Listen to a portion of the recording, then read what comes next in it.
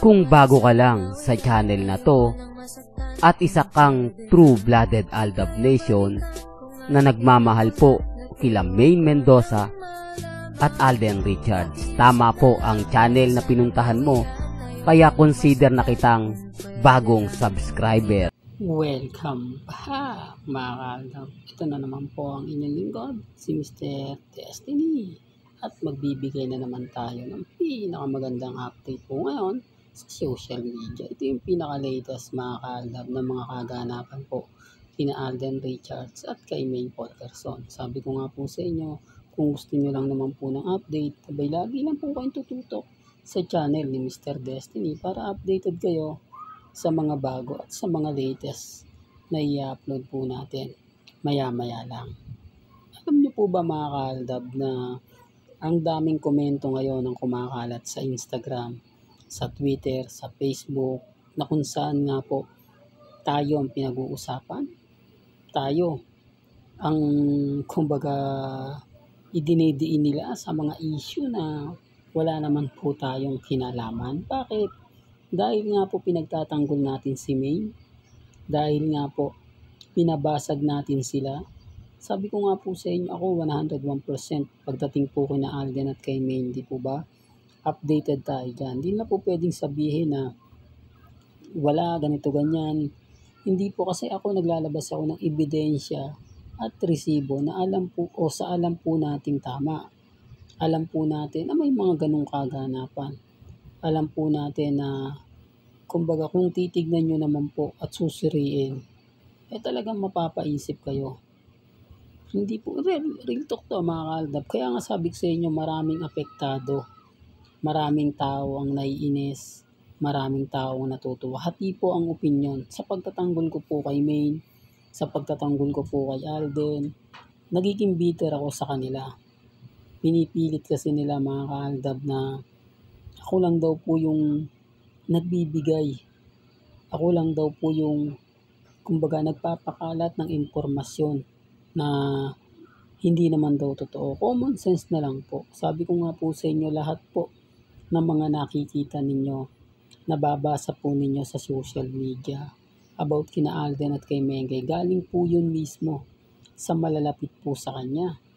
Galing po yun mismo sa mga taong kumbaga nakatutok po kay na Alden at kay Maine. Kita nyo ako, sabi ko nga po sa inyo, 101% po yung update natin. 101% na kumbaga nilalabas ko siya kapag ka naandun na. Di po ba? Yung talagang meron na tayong ebidensya at resibo. Po ba? Yun naman po yung kagandahan nyo po eh. Yun naman po yung masasabi ninyo na kumbaga maraming nagtatanong, maraming nag-aabang, maraming nagko-komento na ako natatawa na lang po ako mga kaaldab eh. Lalo na nga po kapag sinasabi kong andyan yung Aldab, matatag, kampante, sasabihin nila sa akin agad-agad mga kaaldab, naku paasa yan Mr. Destiny, fake news. Wala naman pong problema ron. Di po ba mga mamis, mga titas, mga senyor? Ang importante lang po, kung ano po yung nakikita ninyo at napapanood sa Instagram, sa Twitter, sa Facebook. Yun lang po yung hinahatid natin. Gaya nga po ng mga tanong, bakit nga po ba hindi nasuot ni Menga yung singsing? Bakit nga po ba ibang singsing na yung madalas makita? Bakit nga po ba tayo ang nakakapuna? Wala na po kasi mga army. Wala na po kasi mga taong dating kumbaga sumusuporta sa army dahil nga po sa flood control project. Kaya nga po kita nyo yung mga masasakit, maanghang na salita na inaabot ni Maine. Totoo po yun mga kaaldab. Kaya nga po ako natutuwa kapag nakikita natin si Menga. Yung iba ayaw na nga po talaga makita si Maine. Sinasabi nila na si Menga yung dapat sisihin. Dagdag pa po nito itong mga taong kumbaga kaalyado, kaibigan ng pamilya at Alden na si Mengay nga po yung isa sa dapat nilang masisi dahil mayaman nga po. Di po ba? Dahil yung pera ni Mengay po pwedeng sabihin na galing po kay Congressman Arjo. O, pasensya na po kayo kung bakit paulit-ulit ko po itong tinatanong o sinasabi sa inyo. Marami po kasi nagtatanong, marami pong nagko-komento, bakit affected po daw si Maine kung wala po siyang kasalanan? Yun nga po yung sinasabi ko sa inyo. Iba po kasi yung takbo ng mga tao. Iba po kasi ang isip ng mga netizen.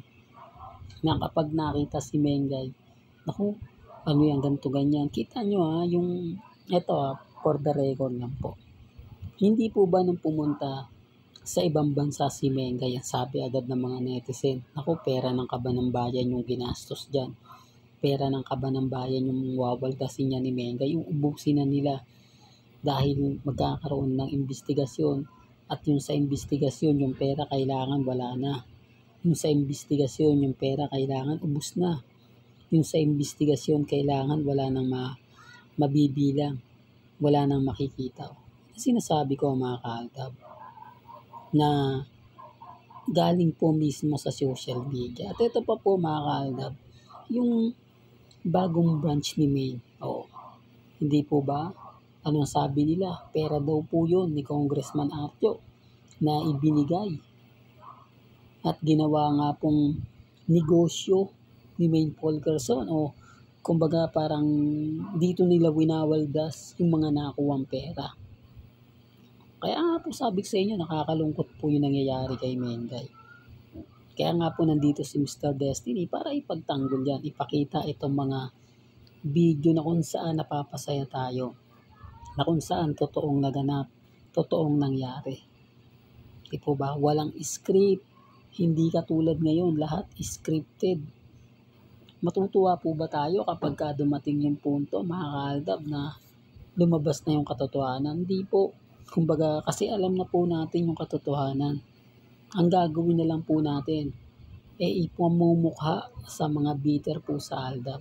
Ipamumukha sa mga taong galit na galit sa Aldab na tayo pa rin po yung panalo. Tayo pa rin po yung wagi sa labanang ito. At hindi po tayo natitina. Kaya nga po, nagpapasalamat po ako sa mga mamis, sa mga titas na walang sawang sumusuporta po sa Aldab Nation. Mabuhay po kayo hanggang gusto po ninyo. Maging matatag lang po kayo, maging kampante. Bagamat marami pong kuwento ang lumalabas ngayon, maraming mga haka-haka ang masasabi natin na hindi talaga maganda, hindi talaga kaaya-aya. Pero nakita nyo naman po siguro, napanood nyo naman po siguro lahat po na mga binabalita ni Mr. Destiny, sinasabi ni Mr. Destiny, umaayon. Di po ba? Una sa lahat, yung teleserye ni Alden na The Good Doctor. Maganda po yun kung sa maganda lang. Kumbaga siguradong tatangkilikin po yan. Dahil yung istorya niyan sa Korea, mga kaaldab, napanood ko, talagang mahusay. Di po ba? Napakatalinong doktor, kaya lang may autism. Na bagay sa role ni Alden Richard. At sino nga po bang hindi tatanggapin yan? Dahil tapos na po yung kontrata ni Alden. Kumbaga, pahinga po muna siya. Tapos sasabihin nila si Alden mukhang pera, ipinagpalit si Catherine dahil sa pera, dahil sa trabaho, etc. Yan ang sinasabi ko, mga kaaldab. Susunggaban niya ni Alden. Una sa lahat, talaga napakaganda. Pero gaya ng sinabi ko, tapos na po yung kontrata na ayaw po nilang maniwala.